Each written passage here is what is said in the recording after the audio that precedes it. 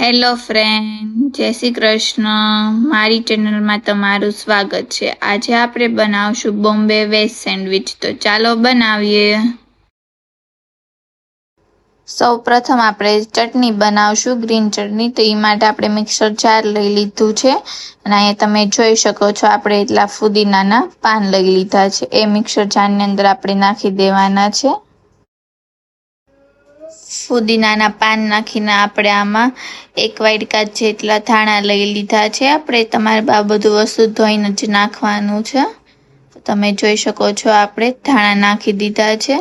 હવે આપણે 4 જેટલી મરચી લઈ લીધી છે, એ આપણે નાખી દીધી છે. તમે કટિંગ કરી નાખવી તો તમે કટિંગ કરી પણ નાખી શકો છો. પછી એક નાનો એવો આદુનો ટુકડો લઈ લીધો છે. ત્યાર પછી આપણે એટલા ગાંઠિયા લઈ લીધા છે, તમે જોઈ શકો છો. પછી તમે આમાં ચણાની દાળ નાખવી હોય તો એ પણ નાખી શકો છો ગાંઠિયાની જગ્યાએ. પછી આપણે 1 ચમચી જેટલી ખાંડ નાખી દઈશું, જેથી આપણે થોડુંક ગળપણ આવી જાય. પછી આપણે આ પૌવા થોડા પલાળી લીધા હતા, એ આપણે નાખી દીધા છે, જેથી સ્વાદ એકદમ મસ્ત આવશે. ત્યાર પછી આપણે સ્વાદ અનુસારે સિંધ નમક નાખશું. આપણે સાદું મીઠું નહીં નાખીએ, સિંધું મીઠું જ નાખશું. પછી 3 થી 4 લસણની કળી આપણે નાખી દેવાની છે. પછી થોડા શીંગના દાણા લઈ લેવાના છે, એ નાખી દેવાના છે. મેં અહીંયા શેકેલા નાખ્યા છે.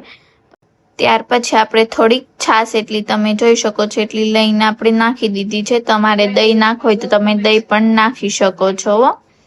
પછી આપણે આમાં ચટણી જ્યારે તમે કોઈ બી બનાવો તો તમારે એમાં બરફ નાખીને જ બનાવવાની, જેથી ચટણીનો કલર બદલે ને એકદમ ગ્રીન જેવો જ મસ્ત રેડી થશે. તો તમે જોઈ શકો છો અહીંયા આપણે બરફ નાખી દીધો છે. હવે આપણે ઢાંકણ બંધ કરી દઈશું અને ગ્રાઇન્ડ કરી લઈશું. તો તમે જોઈ શકો છો અહીંયા આપણી મસ્ત એવી ગ્રીન ચટણી રેડી થઈ ગઈ છે, જે આપણે બ્રેડમાં લગાવવાના છીએ.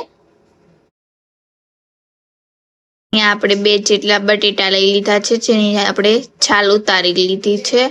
હવે આપણે જે બટેટાની વેફર પાડવાનું મશીન કે કોઈ બી હોય એ મશીનથી તમારે આ રીતે પતરી પાડી લેવાની છે. તમારે હાથેથી કરવી તો તમે હાથેથી પણ કરી શકો છો. હું આ રીતે કરું છું. તો તમે જોઈ શકો છો આ રીતે આપણે રેડી કરી લીધી છે. હવે આપણે આને બાફવા મૂકી દઈશું. તો આપણે એક તપેલીમાં પાણી લઈને ગરમ કરવા મૂકી દીધું છે, તમે જોઈ શકો છો. તો તમે જોઈ શકો છો અહીંયા આપણું પાણી ગરમ થઈ ગયું છે. તો હવે આપણે આમાં સ્વાદ અનુસારે થોડુંક મીઠું નાખી દઈશું અને આપણે જે બટેટાની વેફર પાડી હતી એ આપણે આમાં નાખી દેવાની છે બધી. ત્યાર પછી આપણે 2 થી 3 મિનિટ માટે બાફવા દઈશું. જો તમે બટેટા બાફીને એને કટિંગ કરવા હોય તો તમે એમ પણ કરી શકો છો અને આ રીતે પણ કરી શકો છો. તમે જોઈ શકો છો અહીંયા આપણે બટેટા બફાઈ ગયા છે. તો આપણે ગેસની ફ્લેમ બંધ કરી દઈશું અને આપણે એક છાવણીમાં કાઢી લેવાની છે. ત્યાર પછી આપણે અહીંયા કાંદા અને ટમેટાને આ રીતે રીંગ જેવા કટિંગ કરી લીધા છે. તમારે બધા શાકભાજીને આ જ રીતે કટિંગ કરવાના છે. પછી આપણે બીટ લઈ લીધા છે અને કાકડી લઈ લીધી છે. અહીંયા આપણે કોર વગરની બ્રેડ લઈ લીધી છે. તમારે જે બ્રેડ લેવી હોય તમે લઈ શકો છો. પછી આપણે એની ઉપર આ રીતે બટર લગાવી દેવાનું છે. તમારે બટરને અગાઉ ફ્રીજમાંથી કાઢી રાખવું, જેથી આ રીતે મેલ્ટ તરત થઈ જાય. ત્યાર પછી આપણે જે ગ્રીન ચટણી બનાવી હતી એ આપણે લગાવી દેવાની છે. આ રીતે તમારે બધી બ્રેડને એક સાથે તૈયાર કરવી હોય, 3 લેયર્સમાં આપણે બ્રેડ બનાવવાનું છે, તો એક સાથે પણ તમે બટરને ચટણી લગાવી શકો છો. ત્યાર પછી આપણે ચટણી લગાવી દીધા પછી આપણે આ રીતે કાકડીને છાલ ઉતારીને કટિંગ કરી લીધી છે, એ આપણે મૂકી દઈશું. આપણે 9 જેટલી કાકડી આ રીતે મૂકી દેવાની છે. ત્યાર પછી આપણે બટેટાની સ્લાઇસ મૂકી દેવાની છે. આપણે જે બાફી હતી એ આપણે મૂકી દેવાની છે. તમને જેટલી પસંદ હોય એટલે તમારે મૂકવી. અહીંયા હું ઓછી મૂકીશ. ત્યાર પછી આપણે અહીંયા ચાટ મસાલો અને સેન્ડવિચનો મસાલો લઈ લીધો છે.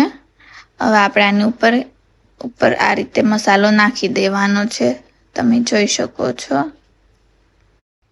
ત્યાર પછી આપણે બીજી બ્રેડ લઈ લીધી હતી, એમાં બટર લગાવી દીધું છે અને આ જ રીતે આપણે ગ્રીન ચટણી પણ લગાવી દીધી છે. હવે આપણે આ જે બ્રેડ રેડી કરી હતી એ આપણે જે નીચેની બ્રેડ રેડી કરી હતી એની ઉપર આપણે આ રીતે મૂકી દેવાની છે. ત્યાર પછી આપણે આ જ રીતે ઉપર સોસ લગાવી દેવાનો છે. જો તમારે ઉપર પાછી ગ્રીન ચટણી બટર લગાવો હોય તો તમે એ પણ લગાવી શકો છો. હું અહીંયા સોસ આ રીતે લગાવી દઉં છું. તમે જોઈ શકો છો અહીંયા આપણે સોસ લગાવી દીધું છે. હવે આપણે ટમેટાને પણ આ રીતે રાઉન્ડ રાઉન્ડ કટિંગ કરી લીધા હતા. તમને જેટલા પસંદ હોય ટમેટા એટલા તમારે આ રીતે ગોઠવી દેવાના છે. ટમેટા ગોઠવી દીધા પછી આપણે કાંદાને પણ આ રીતે રાઉન્ડ સ્લાઇસ કરી લીધી હતી, તો આપણે એ પણ આ રીતે ગોઠવી દેવાના છે. કાંદા ગોઠવી દીધા પછી આપણે બીટને આ રીતે નાનું નાનું કટિંગને આપણે 9 જેટલા નાના નાના ભાગ મૂકી દેવાના છે. જો તમારે બાફીને બીટ મૂકવું હોય તો તમે બાફીને પણ મૂકી શકો છો. ત્યાર પછી આપણે બધું વસ્તુ સારી રીતે મૂકી દીધું છે. જો તમારે કેપ્સિકમ એડ કરવું હોય તો તમે કેપ્સિકમ પણ એડ કરી શકો છો. હવે આપણે એક ત્રીજી બ્રેડ લઈ લીધી છે, એમાં બટર લગાવી દઈશું અને ઉપર ગ્રીન ચટણી લગાવી દઈશું.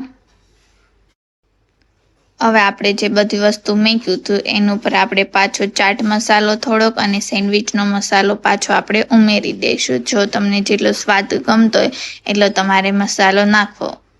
તમે જોઈ શકો છો અહીંયા મેં મસાલો નાખી દીધો છે. મસાલો નાખી દીધા પછી હવે આપણે ઉપરથી ચીઝ નાખી દઈશું. તમને જેટલું પસંદ હોય એટલે તમારે ચીઝ નાખવું. જો તમે ચીઝ ન ખાતા હોય તો તમે સ્કીપ પણ કરી શકો છો.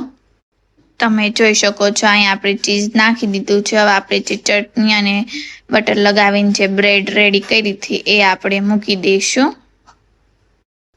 તો જોઈ શકો છો આપણી બ્રેડ અહીંયા રેડી થઈ ગઈ છે. તો હવે આપણે આ રીતે કટિંગ કરી નાખશું. તમારે એક હાથ આ રીતે રાખીને ચપ્પુની મદદથી તમારે 9 પીસ કરવાના છે. તો આ રીતે આપણે ભાગ કરી નાખવાના છે. તમે જોઈ શકો છો.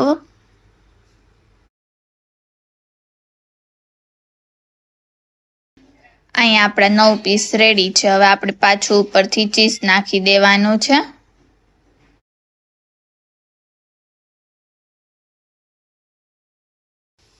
તમે જોઈ શકો છો આપણી સેન્ડવિચ અહીંયા રેડી થઈ ગઈ છે. હવે તમે ઉપરથી સોસ ને ચટણી સાથે સર્વ પણ કરી શકો છો. આપણે સોસ બ્રેડમાં ઓછો લગાવ્યો હતો તો આપણે ઉપરથી આ રીતે નાખી દેવાનો છે. અહીંયા આપણે ગ્રીન ચટણી અને સોસ સાથે સર્વ કરવાના છીએ. તો આપણી વેજ બોમ્બે સેન્ડવિચ રેડી છે. તમે ઘરે એક વખત જરૂરથી બનાવશો. બહાર જેવી એકદમ ટેસ્ટી જ બનશે. તમારે સેન્ડવિચને હજી વધારે ટેસ્ટી બનાવવી હોય તો તમે બટર અને ચીઝ વધારે નાખીને તમે ટેસ્ટી બનાવી શકો છો. અને કોઈ લોકોને કાચી ન ભાવતી તો તમે શેકીને પણ ખાઈ શકો છો.